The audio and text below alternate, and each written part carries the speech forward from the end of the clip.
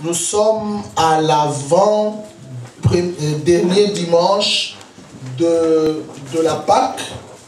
Et donc, nous voulons déjà nous introduire dans cette ambiance pascale qui vient la semaine prochaine et que nous allons clôturer l'autre semaine par un séminaire pour nous apprendre de choses sur la personne de Jésus-Christ. Et ça, c'est très important. Marc chapitre 8. Le thème de ce matin, je l'ai intitulé « Les trois annonces martiennes ». Les trois annonces martiennes, c'est-à-dire martienne qui vient de Marc. Les trois annonces de Marc.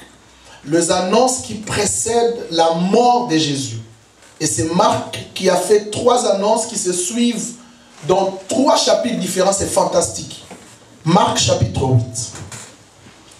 Ça, c'est la première annonce du verset 31 au verset 33.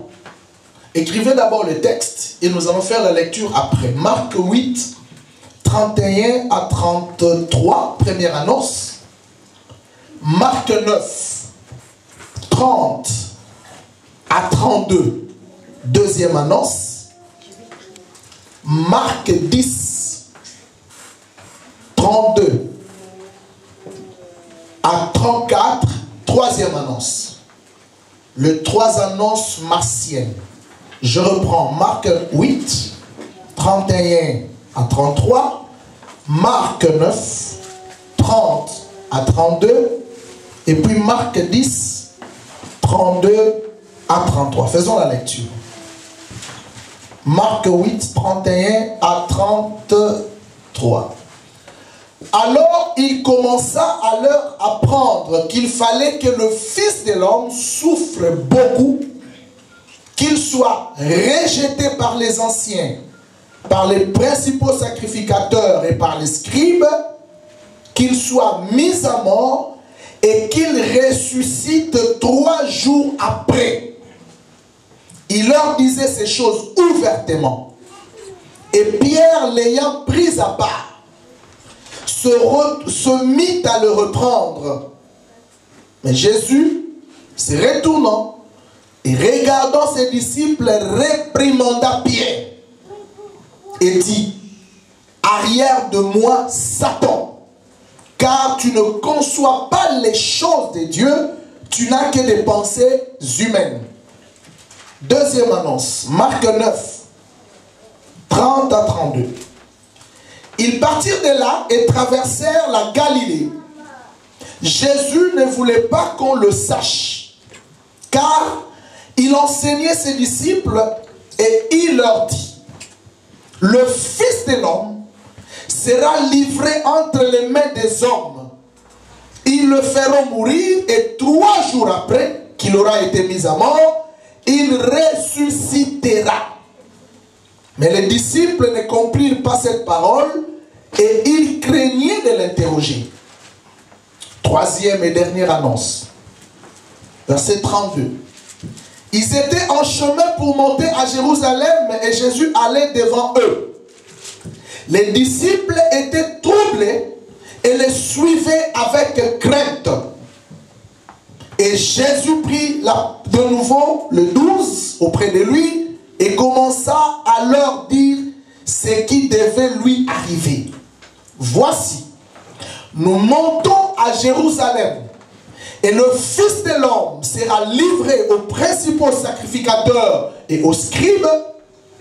Ils le condamneront à mort et ils le livreront aux païens qui se moqueront de lui, cracheront sur lui, les battront des verges et le feront mourir. Et 3 jours après, il ressuscitera.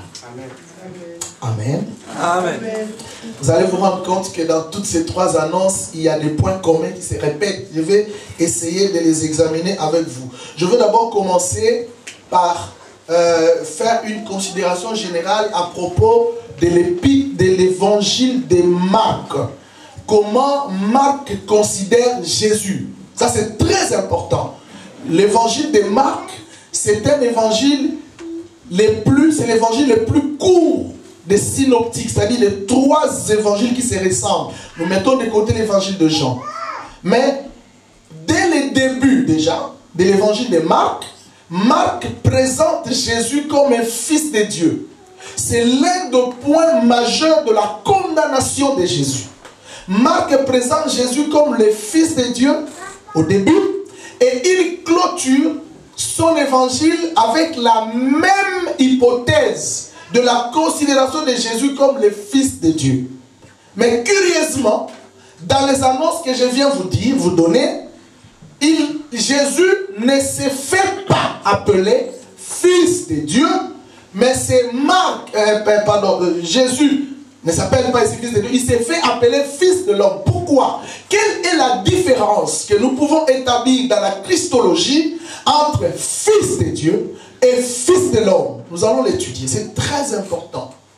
Mais déjà, avec la mention fils de Dieu, sans que je ne vous demande de lire, vous pouvez seulement noter les textes rapidement. Marc 1.1, nous allons voir là où c'est mentionné noir sur blanc l'expression, les titres christologiques du Fils de Dieu. Marc 1.1, commencement de l'évangile de Jésus-Christ, Fils de Dieu. Soulignez-moi ça. Soulignez-moi, encerclez-moi le mot Fils de Dieu. Marc chapitre 3, verset 11. Qui dit: les esprits impurs, quand ils le voyaient, se prosternaient devant lui et s'écriaient: tu es fils de Dieu, le Fils de Dieu. Tu es le Fils de Dieu. Dans Marc 1, c'est Marc, un des disciples de Jésus, pas l'apôtre. Marc n'a pas été apôtre. Ce fut un disciple, parce que dans les 12 apôtres, Marc n'était pas. Ce fut un disciple de Jésus qui a marché avec Pierre après Jésus, mais qui a connu Jésus que par des personnes interposées, notamment Pierre. Marc, lui, il appelle Jésus Fils de Dieu. Et ici, c'est les démons qui proclament à ses criants que Jésus est Fils de Dieu. Et enfin, vous allez voir, à la fin de l'évangile de Marc, c'est un centenier romain qui, voyant Jésus sur la croix, a affirmé, a confirmé que Jésus est Fils de Dieu. Marc chapitre 15, nous lisons le verset...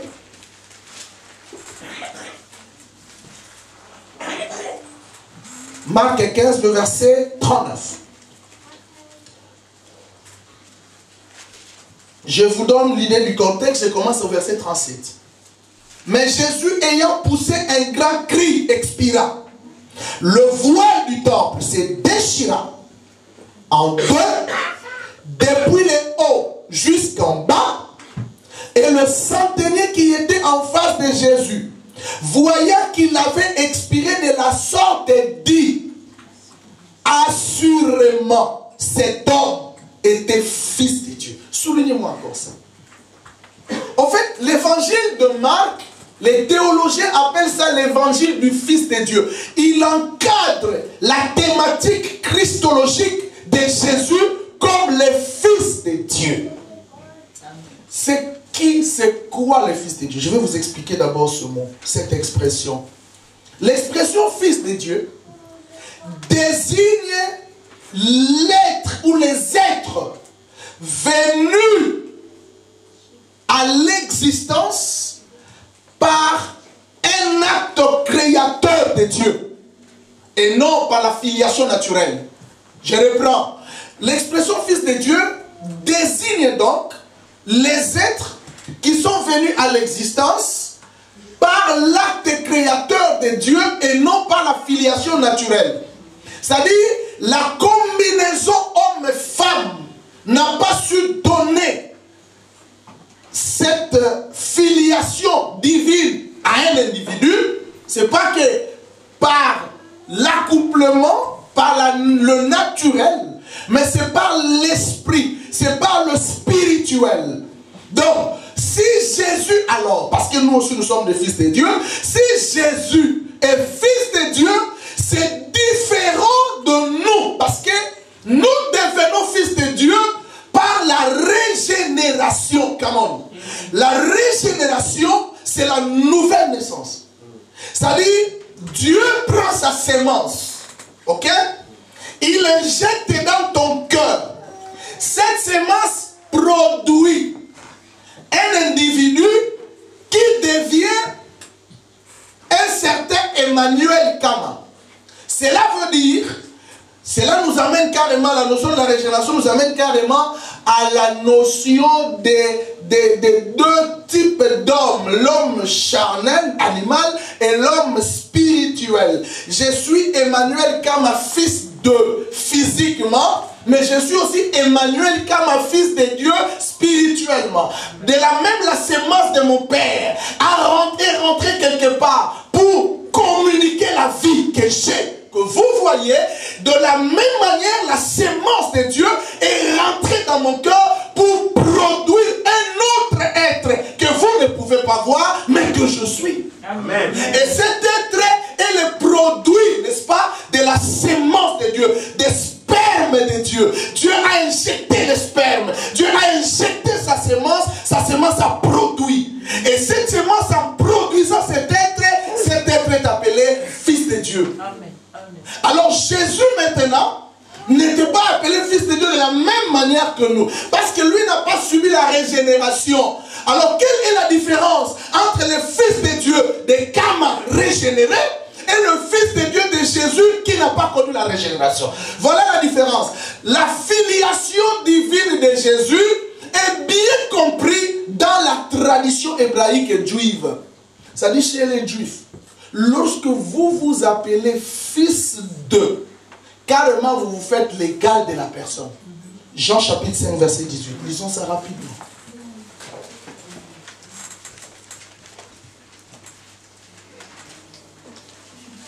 Jean 5, 18. Je vais lire. À cause de cela, non, le verset 17 déjà pour vous donner l'idée du contexte, mais Jésus leur répondit, mon Père agit jusqu'à présent, moi aussi j'agis. Vous voyez ça? Mon Père agit jusqu'à présent, moi aussi j'agis. Il appelle Dieu son Père. Ça c'est une blasphème dans la pensée judaïque ou hébraïque. Maintenant suivez le verset 18. À cause de cela, les Juifs cherchaient encore plus à le faire mourir, non seulement parce qu'il violait le sabbat, mais parce qu'il appelait Dieu son propre Père, se faisant lui-même égal à Dieu. Voyez ça? Lorsque Jésus s'est fait appeler, ou il appelle Dieu son Père, carrément il se met dans la désignation du Fils de Dieu. Et être Fils de Dieu, dans la pensée hébraïque, c'est se faire l'égal de Dieu. Mais qui es-tu? C'est vraiment du blasphème. Qui es-tu pour t'autoproclamer Dieu? Et quelque part dans Jean 8, ils l'ont dit, mais toi, Jésus dit, avant que votre père Abraham fût, moi je suis. Suivons bien les temps, les verbes, tels qu'ils sont conjugués. Avant qu'Abraham fût, c'est le passé simple. Moi je suis, c'est le présent. Il classe Abraham dans le temps. Mais lui, il sort dans le temps, il reste dans un présent. Dans le présent continu, parce qu'il s'appelle je suis. Le je suis n'est ni dans le présent, dans le futur, ni dans le passé. Abraham, il faut le remettre dans le passé. Il fut. Mais moi, je ne suis pas dans le passé parce que je ne fus pas, je suis. Comment? Est-ce qu'il y a quelqu'un qui comprend? Amen. Donc cela renvoie à la divinité de Jésus. C'est ce qui trouble les musulmans. Le musulman et les juifs, ils sont dans la même logique parce qu'ils sont tous fils d'Abraham. Dans la capacité de comprendre le Dieu d'Abraham, il est l'unique, il est le seul. Mais quand Jésus se dit je suis Dieu, donc ça nous ramène à deux dieux. Or, les Juifs ne conçoivent jamais des dieux. Il se fait l'égal des dieux, il est Dieu. La filiation de Jésus comme fils de Dieu est différente de toi et moi. Jésus est Dieu par nature. Mais moi je suis Dieu, je suis fils, il est fils de Dieu par nature. Moi je suis fils de Dieu par la régénération. Or pour subir la régénération, il faut être dégénéré. Pour subir la dégénération, il faut être généré. J'ai été généré, j'ai subi la dégénération et maintenant je suis régénéré. Amen. Mais Jésus, il est Dieu. Il a été généré sans subir la dégénération. Donc la régénération n'a pas la possibilité sur lui. Amen. Quand je parle de ces choses, j'ai mes cheveux qui hein? En italien on parle de brividi. Donc brividi, mes cheveux qui se redressent. Parce qu'on ne peut pas parler de Jésus et rester insensible. Amen. Si ça ne te fait rien, je me pose la question si tu as le Jésus que j'ai. Jésus est fils de Dieu. Mais rentrons dans les annonces. Marc l'appelle le fils de l'homme. Oh, déjà parler de Jésus comme fils de Dieu, ça le catégorise dans sa divinité. Mais parler de Jésus, fils de l'homme, ça les catégorise dans son humanité. Jésus est 100% Dieu, 100% homme. Il n'est pas 50% Dieu, 50% homme. Non, c'est un Dieu incarné. On parle de l'incarnation. L'incarnation en latin, c'est incarma. Un mot composé, in, qui veut dire dans, comme en anglais, comme en italien aussi. Siamo in chiesa, nous sommes dans l'église. Qu'est-ce que disent les Italiens? In, dans, karma, chair. L'incarnation, c'est dans la chair. On a pris l'esprit, on a mis dans la chair. Tu n'as voulu ni sacrifice, ni holocauste. Tu m'as formé un corps et tu m'as mis dans un corps. Amen. Donc Dieu a pris cet esprit, il l'a placé. Ce n'est pas de la réincarnation. La réincarnation, on parle de renaissance. Or, on ne peut que parler de renaissance s'il y a la mort qui est constatée. Ok? Et ça, c'est vraiment du bouddhisme, du shintoïsme, tout ce que vous voulez, vers l'hindouisme, vers les orientaux. Il y a les cycles karmiques, les nirvana et tout ça. On n'est pas là, mais nous on parle de l'incarnation. Dieu a pris Jésus, il l'a passé dans le ventre de Marie. Et Jésus est né, mais il est né dans les conditions maximalement humaines. C'est-à-dire qu'il a subi les conditions humaines de l'existence, de la naissance. Il a fait 9 mois comme toi. Il est né naturellement et il est venu subissant les réalités physiques. C'est-à-dire dans sa chair, il a connu le tourment, il a connu la souffrance, il a connu la faim, il a connu la maladie, mais il a vaincu quand même. Il a été tenté en toutes choses comme toi et moi, mais sans tomber. Quelle était l'idée de Dieu? L'idée de Dieu était de condamner le péché par une chair semblable à la chair du péché. Par une chair comparable à la chair du péché, Dieu devrait condamner le péché. Amen. Il a dit au péché, tu as vaincu tous les hommes sauf cet homme. Amen. Il lui a donné la chair. Il dit, marche sur le péché pour ouvrir la voie aux autres qui viendront, qu'ils puissent également marcher sur quoi? Sur le péché. Et en tant que tel, on l'appelle le fils de l'homme. Pourquoi fils de l'homme? Parce qu'il devrait subir la souffrance physiquement. Ne voyez pas ça de manière spirituelle. Jésus a subi, a souffert, il a subi. La Bible dit, c'est lui qui dans le jour de sa chair, ok, a poussé avec larmes et des grands cris à celui qui pouvait le sauver de la mort. Mais ayant été exaucé à cause de sa piété, et il a appris, bien qu'il soit fils, l'obéissance par le chose qu'il a souffert. Amen. Excusez-moi.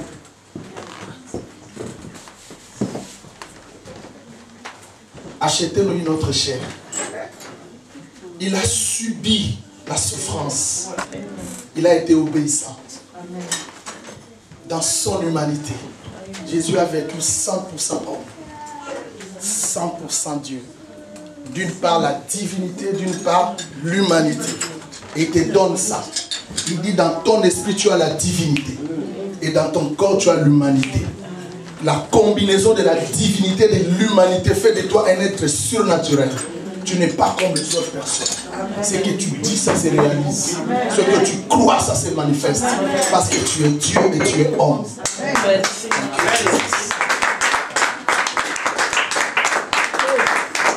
Je demande l'excuse à l'église pour ces désagréments, indépendamment de ma bonne volonté.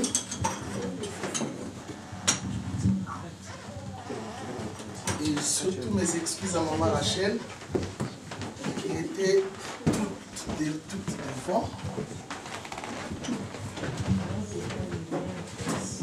C'est parler de Jésus qui me fait des choses comme ça. Amen. C'est ce qui a prouvé ça. Peut-être Dieu aussi voulait qu'on se débarrasse. Amen. Yes. Yes. Yes. Et celui qui est touché par Dieu peut faire un geste pour l'embrasser. Je rentre maintenant dans ce que j'appelle les annonces. Donc je retourne maintenant dans les annonces. Et là je prends la première annonce. Ok? Qu'est-ce que nous allons constater? Nous reprenons la Bible dans Marc, chapitre 8. Je vais vous donner les points communs que nous observerons dans toutes les annonces. Les points qui se répètent, qui reviennent dans toutes les annonces. Marc 8.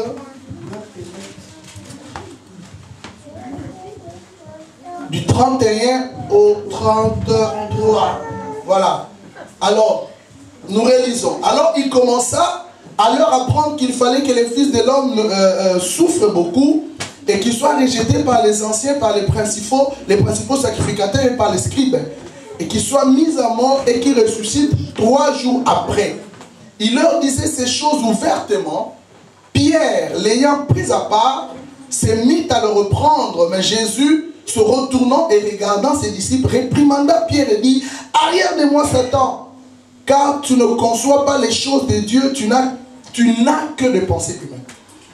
Je reprends 4 considérations, si vous avez de quoi noter, 4 considérations qui reviennent, qui sont répétitives dans les annonces. La première des choses,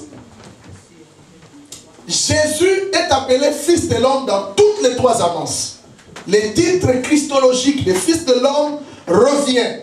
Ça c'est très important. Jésus comme Fils de l'homme revient dans ces 3, merci, dans ces 3 annonces.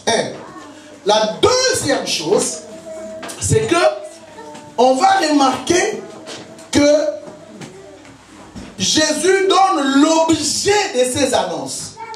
Deuxième chose, il donne l'objet de ces annonces. Et l'objet de ces annonces, c'est sa mort et sa résurrection.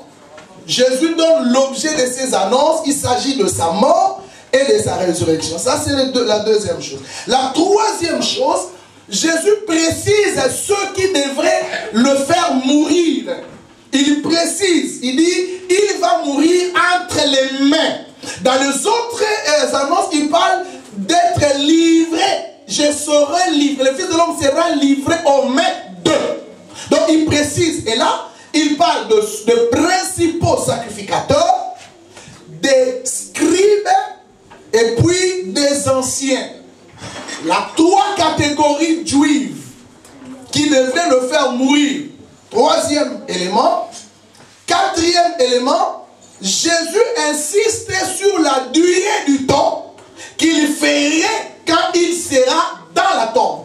Et 3 jours après, cela revient dans toutes les 3 annonces. 3 jours après. Je suis désolé, quand j'apprends quelques-uns des pasteurs aujourd'hui qui parlent de montrer-moi le 3 jours de Jésus parce que Jésus n'avait pas fait 3 jours dans la tombe.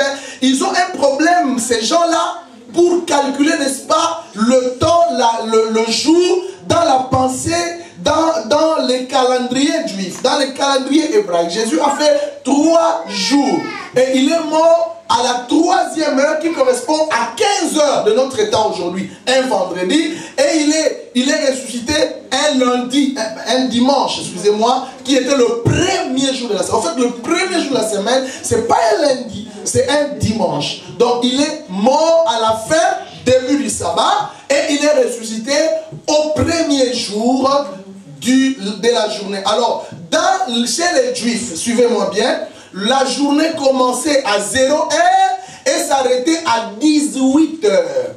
À minuit, à 18 heures, et à partir de minuit, on parle de la veille, première veille, deuxième veille, troisième veille de la nuit, et le jour commence. Alors calculons, 6, 18, si Jésus est mort à 15 heures du vendredi, c'est déjà un premier jour, parce qu'on n'est pas à 18 heures. Vous êtes d'accord avec moi? Premier jour, et il est mort toute la journée de samedi. Donc on parle du deuxième jour. Et il est mort, il est ressuscité les dimanches matin. Donc matin au crépuscule. Comme déjà, la Bible parle du troisième jour, il s'agirait certainement de la résurrection avant, donc après que la journée ait commencé. La Bible ne nous donne pas l'heure. La Bible dit au crépuscule, au grand matin. Donc c'est le 3 jours dans lesquels le Fils de l'homme est passé dans la tombe. Ça c'est la considération générale de l'annonce que nous avons. Mais un élément qui me touche le plus, c'est l'élément de la souffrance. Lisons le verset. Nous sommes toujours dans Marc. C'est le verset 31. Il fallait que le Fils de l'homme souffre beaucoup et qu'il soit rejeté. Voilà les deux termes. Qu'il souffre beaucoup et qu'il soit rejeté. On parle de la souffrance et du rejet. Ça, c'est avant la mort. Parce que plus loin, il dit, et qu'il soit mis à mort. Donc, avant la mort, il y a la souffrance. Avant la mort, il y a le rejet.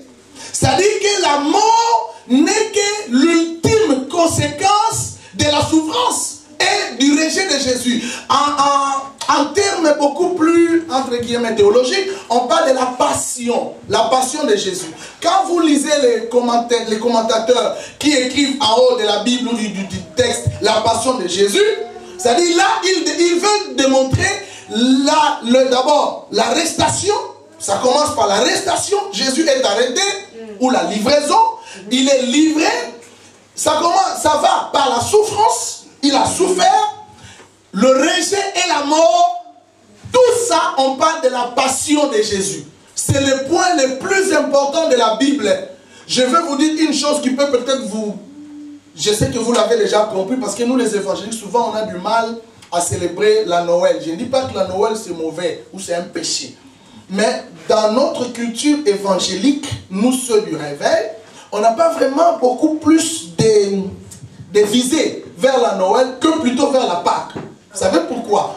D'abord déjà, les récits de la nativité, c'est-à-dire les récits qui parlent de la naissance de Jésus, ne se trouvent que dans 2 évangiles sur 4. Je vous apprends, allez faire des recherches. Il se retrouve dans Matthieu et dans Luc. Le plus détaillé, c'est dans Luc. Les récits de la nativité, où on parle de la naissance de Jésus. La Bible veut tout simplement nous démontrer que la naissance de Jésus n'est pas plus importante que sa mort. Car mieux vaut la fin d'une chose que son. À cause de la mort, nous avons été sauvés. Mais il n'y a pas la mort sans la naissance. C'est pas pour autant que nous pouvons négliger la naissance. Jean n'a pas parlé du récit de la nativité. Marc n'a pas parlé du récit de la nativité. Seulement Matthieu et Luc. Mais curieusement, la passion, tous les 4 ont parlé de la passion. Jean a parlé de Matthieu, a parlé de la passion. Marc a parlé de la passion. Luc en a parlé. Et aussi Jean. C'est pour nous démontrer l'importance que les évangélistes ont attaché à la mort de Jésus. Alors, maintenant dans la 3e annonce, on nous précise la souffrance que Jésus devait subir. Rentrons dans Marc 10. 3e annonce. Mais voilà les précisions de la souffrance. Verset le tout dernier verset. 33 à 32.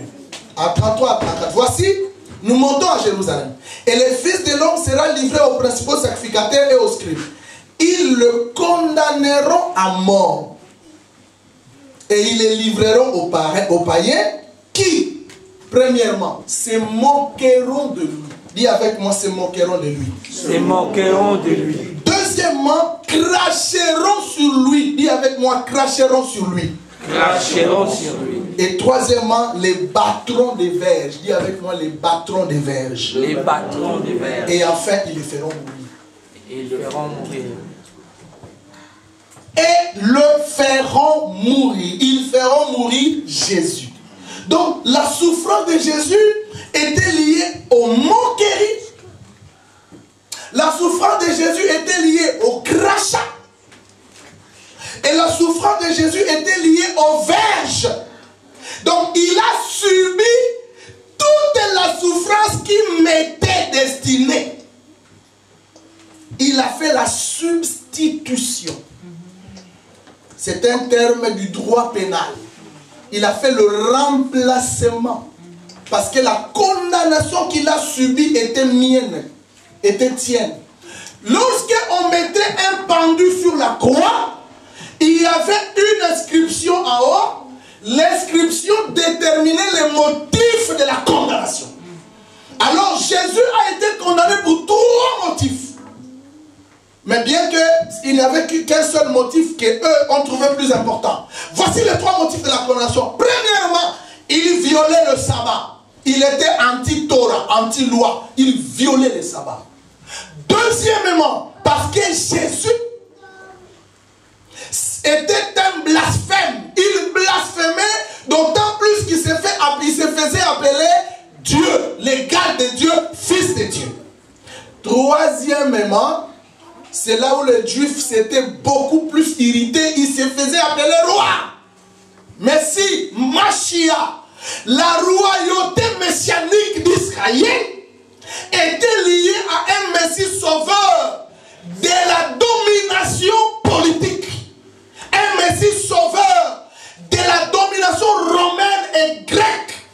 Gréco-romaine en bref. Mais Jésus est venu se proclamant Messie non pour libérer les Juifs de la domination gréco-romaine comme ils s'y attendaient, mais pour les sauver de la puissance ou des puissances spirituelles. Les Juifs étaient confondus. Mais tu es le roi des Juifs, sauve-nous de la domination, parce qu'on est sous la domination.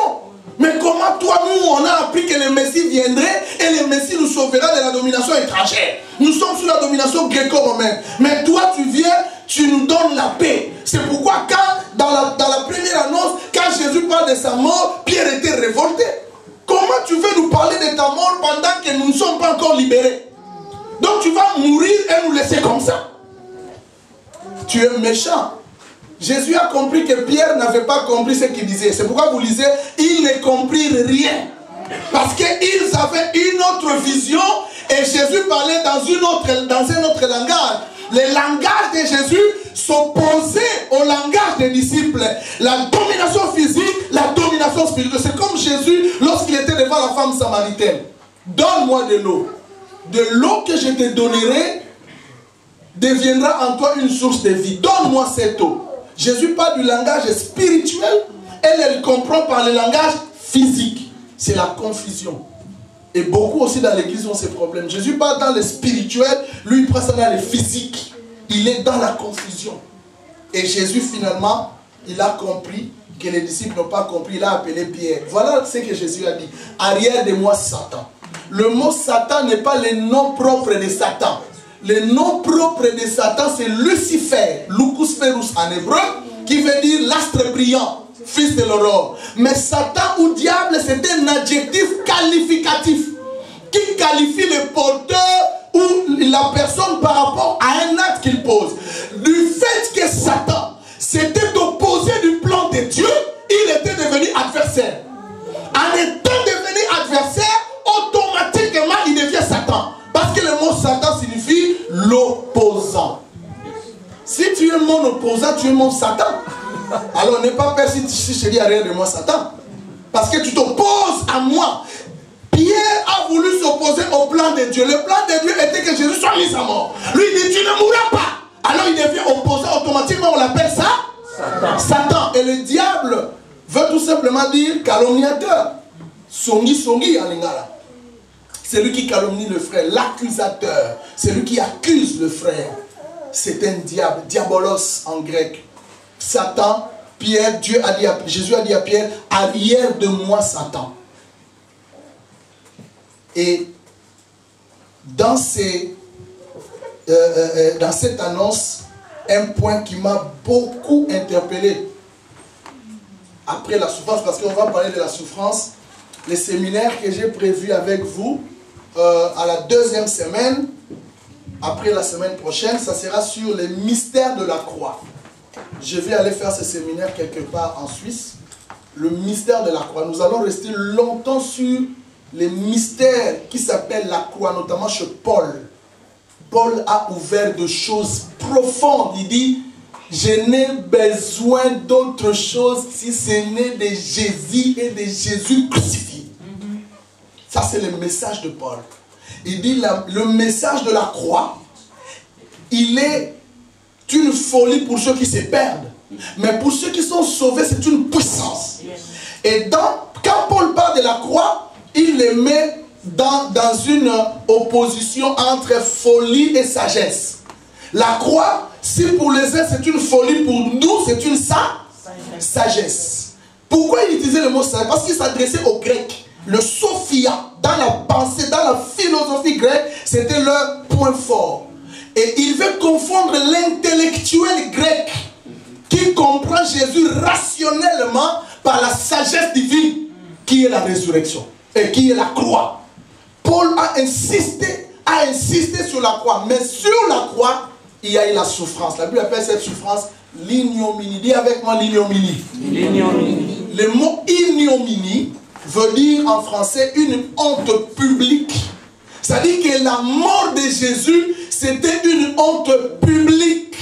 Publique parce que le roi qui est venu du ciel est descendu et a subi la condamnation qui était prévue aux personnes les plus mauvaises de la société.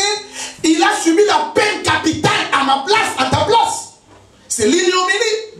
Il est livré aux mains des païens qui ont fait de lui ces bons leur semblait à cause de toi, à cause de moi. Et si je pense à ça, et si tu penses à ça, tu ne pouvais qu'être interpellé. L'ignominie. Jésus a subi à la croix la honte publique. Il a été exposé pour nous. La souffrance. On a craché sur lui. On a tout fait pour lui. Et je regarde les mots avec lesquels Paul explique ça. C'est vrai qu'on va développer ça après. Paul dit,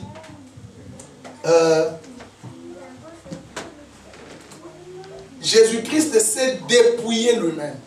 Amen. Amen. Kénosis, il s'est vidé. Il s'est dépouillé.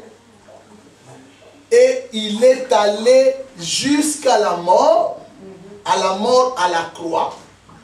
Mais il n'a pas regardé comme une proie à arracher d'être l'égal de Dieu. Ok? Au contraire, il s'est dépouillé et il s'est humilié. Donc Jésus a subi l'humiliation. Si moi j'ai subi l'humiliation totale, c'est tout le monde qui saura que je suis humilié. Mais moi, à cause de mes péchés, j'ai humilié Jésus. Mais personne n'a su que Jésus est humilié à cause de moi, si ce n'est toi-même quand tu lis dans ta parole. Il a subi l'humiliation la plus totale.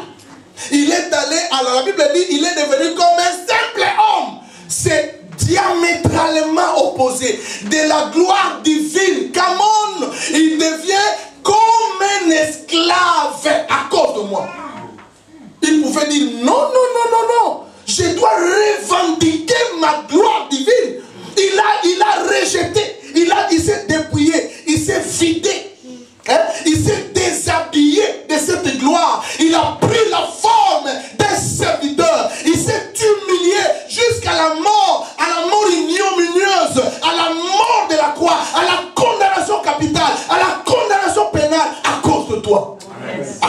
moi. C'est pourquoi aussi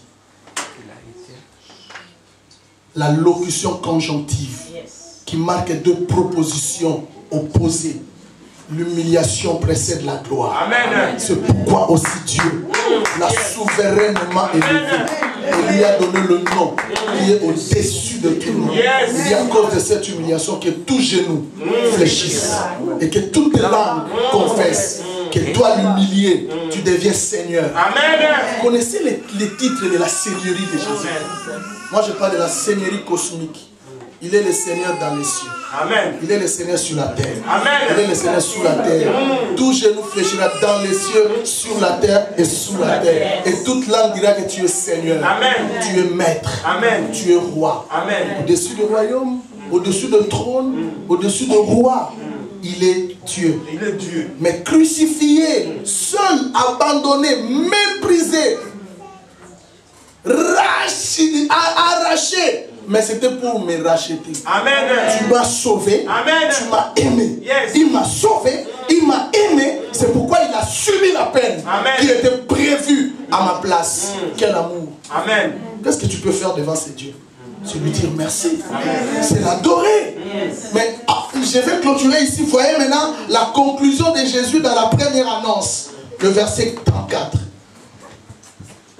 Puis ayant appelé la foule avec ses disciples, il leur dit, si quelqu'un veut venir après moi, qu'il renonce à lui-même, virgule, qu'il se charge de sa croix, virgule, et qu'il me suive. Amen. Amen. Faisons une étude grammaticale.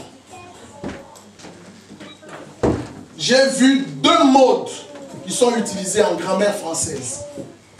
Il y a d'abord le mode conditionnel qui commence avec si. D'accord? C'est le si conditionnel. Si quelqu'un veut venir après moi, en d'autres termes, si quelqu'un veut être mon disciple, d'accord? Il y a le si et puis il y a le que, qu'il, le subjonctif. Le mode, on dit la mode ou le mode? Le, parce que la mode c'est autre chose. Merci. Le mode conditionnel, ok, conditionne la session. Si tu veux me suivre, je vais t'apprendre que tu me dis, pasteur, moi je suis Jésus, je suis d'accord. Moi je suis le Seigneur, je suis d'accord. Mais je vais te donner les conditions de suivre Jésus. Et si ces conditions réellement dans ta vie, tu ne le trouves pas, il y a donc une remise en cause de, entre guillemets, suivre Jésus. Le subjonctif maintenant. Le subjonctif marque le souhait. Donc, pour suivre Jésus, les conditions que Jésus nous donne, il les souhaite dans ta vie. Premier souhait. Il dit qu'il renonce à lui-même. C'est un hébraïsme. C'est une façon que les Hébreux utilisaient dans leur langage. Cela veut dire, celui qui veut suivre Jésus, il ne peut pas s'aimer plus que Jésus.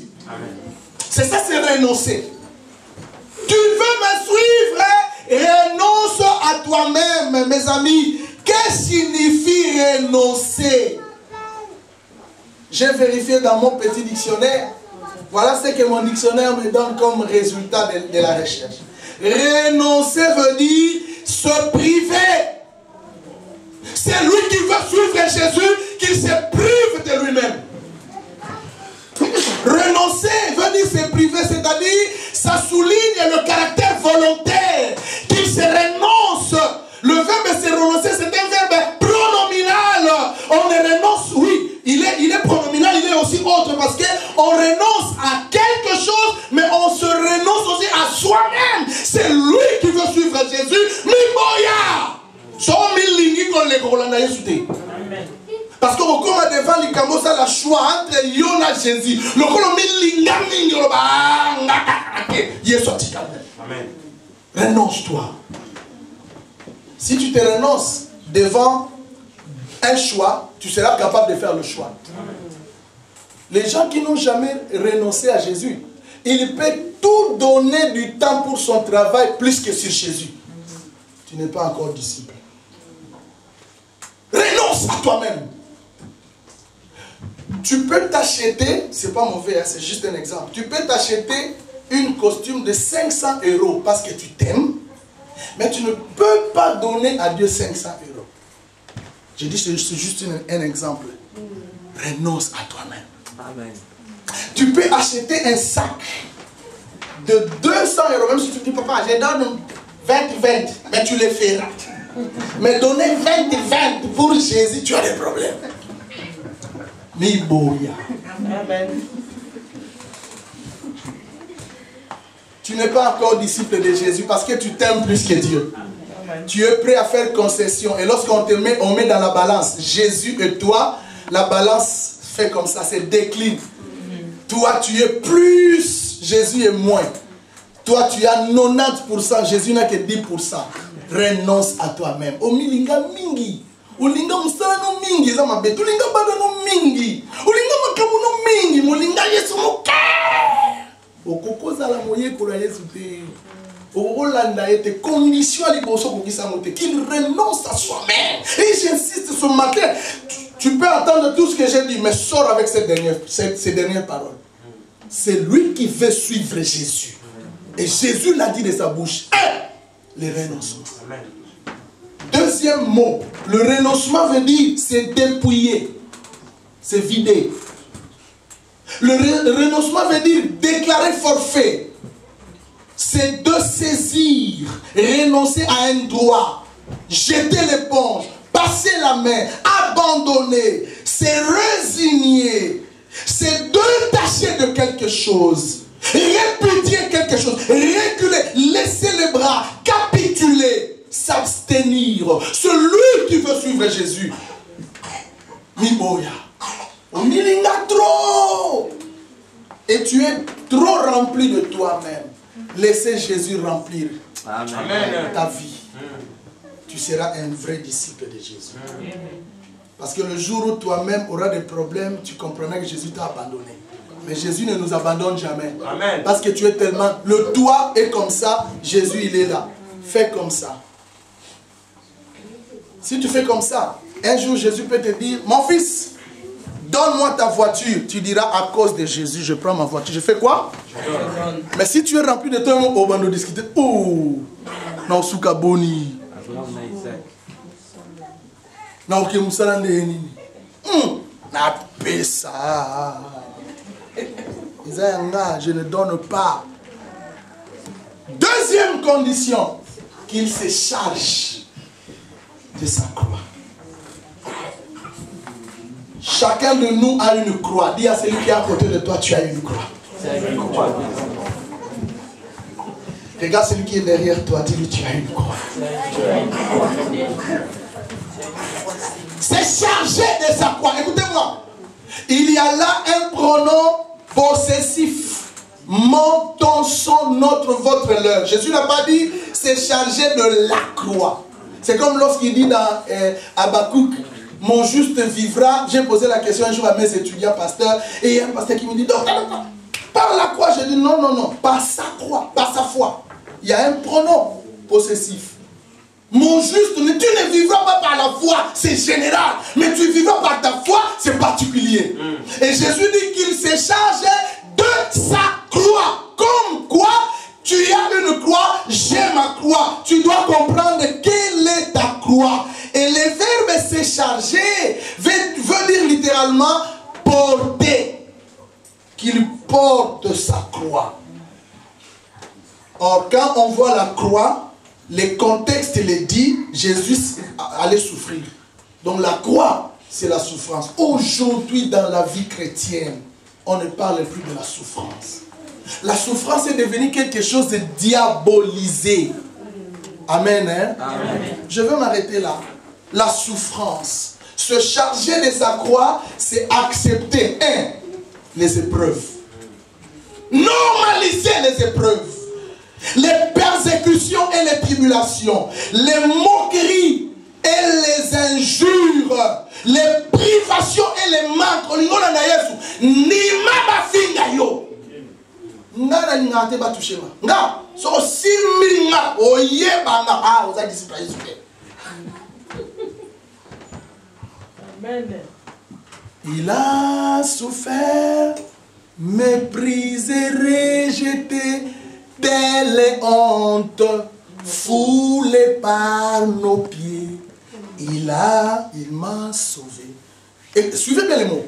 Il a souffert, méprisé, rejeté, telle honte ignominieuse, rejeté, foulé par nos pieds. Mais il m'a sauvé. Porte la souffrance. Que Dieu te bénisse. Amen. Nous allons chanter ces cantiques.